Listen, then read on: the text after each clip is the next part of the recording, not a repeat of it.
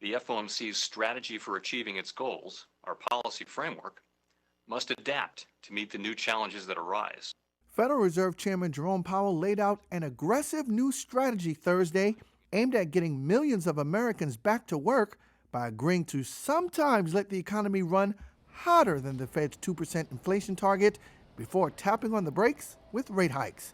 In effect, the Fed is shifting from a hard inflation target to a soft one, in another unprecedented step to prove the age of easy money is here to stay for as long as necessary. We are not tying ourselves to a particular mathematical formula that defines the average.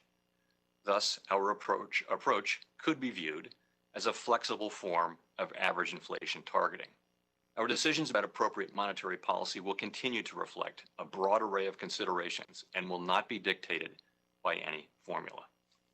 Of course, if excessive inflationary pressures were to build, or inflation expectations were to ratchet above levels consistent with our goal, we would not hesitate to act. And that's not the only thing on the Fed's mind. In a nod to racial equity and its role in promoting economic growth, it thinks that by pledging not to rapidly raise rates once the labor market starts to rebound, it can convince employers to keep on hiring and thus spread future economic gains to those traditionally left behind in previous upswings. Our revised statement emphasizes that maximum employment is a broad-based and inclusive goal.